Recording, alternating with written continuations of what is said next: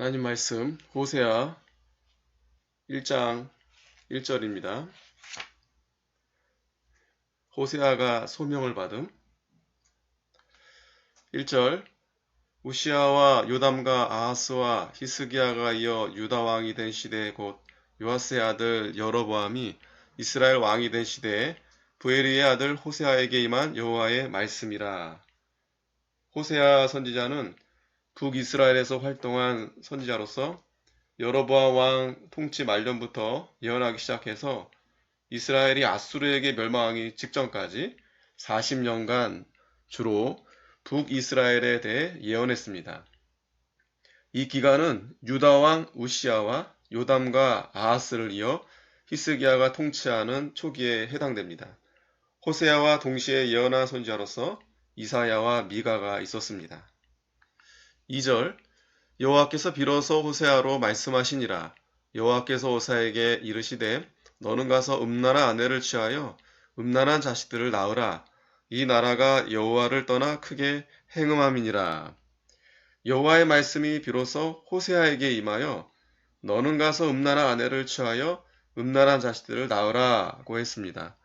음란한 아내, 이 호세아가 음란한 아내를 취한 데에 대하여 어떤 학자들은 음란한 아내의 의미가 음란한 기질이 있는 여자라는 뜻인데, 만일 호세아가 실제로 음란한 아내를 취하였다고 하면 그 당시 선지자 노릇을 할 수 없었을 것입니다. 그러므로 이것은 호세아가 실제로 음란한 여자를 취하는 것이 아니고 비유적인 말씀이다 라고 주장합니다. 그러나 여호와께서 호세아에게 음란한 자식을 낳으라고 하셨고 그 말씀대로 음란한 자녀를 낳은 것을 보아 호세아가 실제로 음란한 여자를 취하여 산 것이 확실합니다. 이 말씀이 사실이 아니라고 하면 성경을 그대로 믿지 못하는 결과가 됩니다. 그러므로 실제로 음란한 여자를 취하였다. 그렇게 봐야 됩니다. 하나님께서 호세아에게 이와 같이 음란한 여자를 취하여 아내를 삼으시라고 하신 목적은 이스라엘이 하나님을 떠나 행음하는 아내와 같으나 하나님께서 아직도 이스라엘을 사랑하신다는 것을 보여주기 위함입니다. 호세아 선지자가 음란한 여자를 아내로 취하는 것을 이스라엘 백성들이 보고 자신들의 상태를 깨달아서 회개하고 하나님께로 돌아오도록 하기 위함이었습니다. 오늘날 신자들이 마음으로 하나님을 떠나는 것이 바로 음란한 행위입니다. 야고보서 4장 4절에 가늠하는 여자들이여 세상과 벗된 것이 하나님의 원수임을 알지 못하느뇨. 그런즉 누구든지 세상과 벗이 되고자 하는 자는 스스로 하나님과 원수되게 하는 것이니라고 했습니다. 우리가 세상과 벗된 생활을 한 것을 회개해야 합니다. 마음이 하나님을 떠나 세상 것을 하나님보다 더 의지하고 좋아하면 그것이 음란입니다. 마태복음 16장 4절에 악하고 음란한 세대가 표적을 구하나 요나의 표적밖에는 보여줄 표적이 없느니라고 했습니다. 또 마음으로 음란한 생각을 품는 것도 회개해야 됩니다. 또 우상을 섬기는 것도 음란입니다. 이스라엘 백성은 하나님을 섬기면서도 우상을 겸하여 섬겼습니다. 그러므로 음란한 이스라엘이라고 한 것입니다. 오늘날의 우상은 하나님보다 더 사랑하는 것, 하나님보다 더 의뢰하며 더 귀히 여기는 것들입니다. 돈을 하나님보다 더 사랑하면 돈이 우상이 되고 사람을 더 사랑하면 그 사람이 우상이며 자기 목숨이 하나님보다 더 사랑하면 그 목숨이 우상이 됩니다.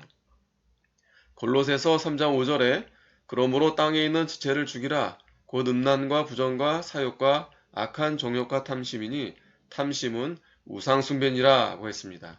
이스라엘이 음행했다는 것은 이스라엘이 하나님을 의지하지 않고 이방 나라를 의지하는 것을 가리킵니다. 이스라엘이 하나님을 의뢰하지 않고 아수르와 애굽을 의지하고 살겠다는 것이 영적 음행입니다. 성도는 모든 우상을 버리고 전심으로 하나님께 돌아가야 합니다. 3절 이에 저가 가서 디블라임의 딸 고멜을 취하였더니 저가 잉태하여 아들을 낳음에 호세아가 여호와의 말씀대로 순종해서 음란한 여자인 고멜을 아내로 취했습니다. 이 고멜의 뜻은 부패란 뜻입니다. 호세아가 자기의 위신이나 명예를 생각하면 그런 여자를 취할 수 없겠죠. 그러나 하나님의 명령이기 때문에 무조건 순종해서 음란한 고멜을 아내로 취했습니다. 하나님의 사랑은 하나님의 명령을 절대 순종해야 합니다. 성도는 자기의 유익과 평안과 행복을 위하여 자기의 생각대로 결혼해서는 안 되며 하나님을 위하여 하나님의 뜻대로 결혼해야 합니다. 호세아가 고멜과 결혼하게 되면 다른 사람들이 다 좋지 않게 생각할 것이나 하나님의 명령을 복종하기 위해 고멜과 결혼하여 아들까지 낳았습니다. 4절 여호와께서 호세아에게 이르시되 그 이름을 이스라엘이라 하라.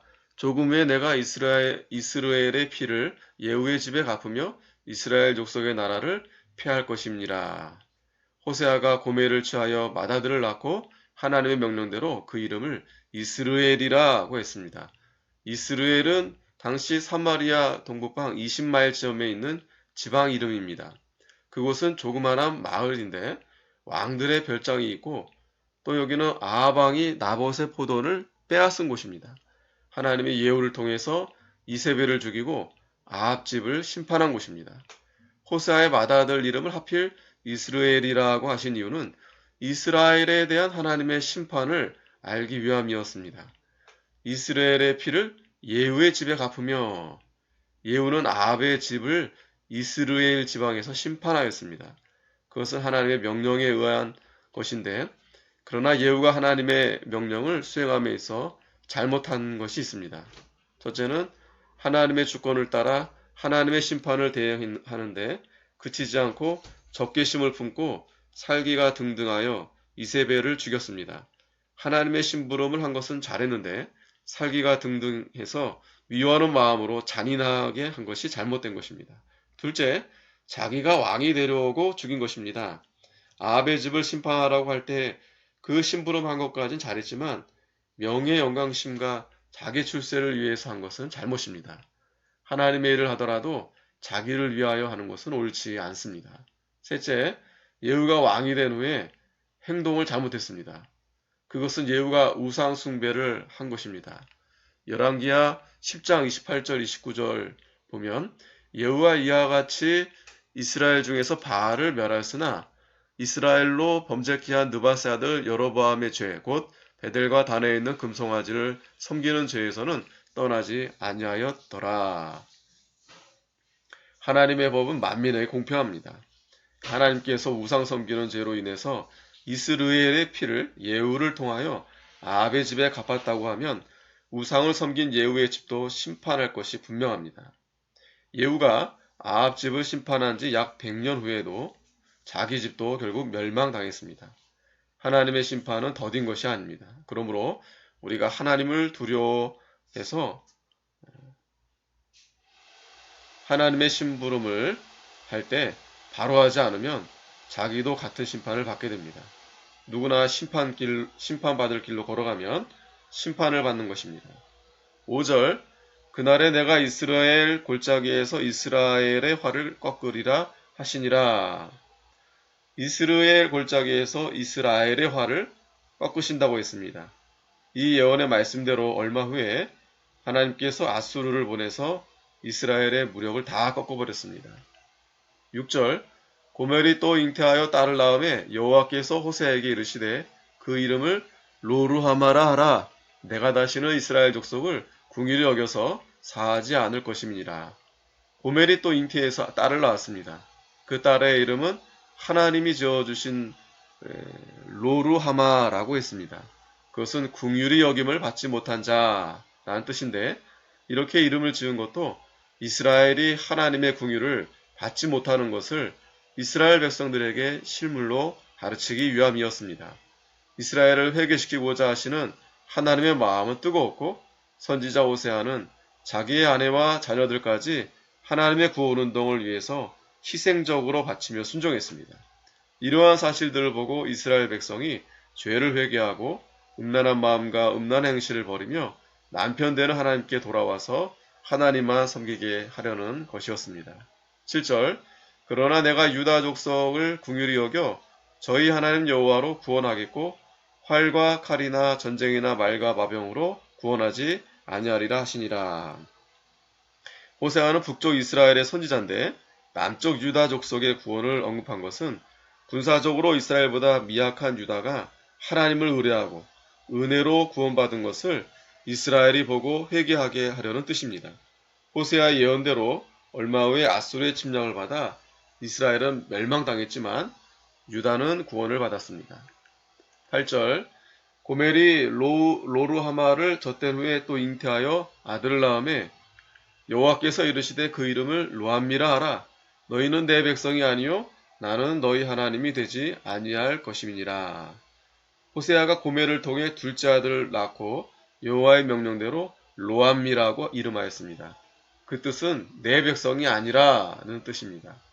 육신의 생각으로는 아들의 이름을 이와 같이 지을 수 없는데 호세아는 이스라엘의 구원운동을 위해서 자기 자녀까지 희생하는 신앙으로 이렇게 순종한 것입니다.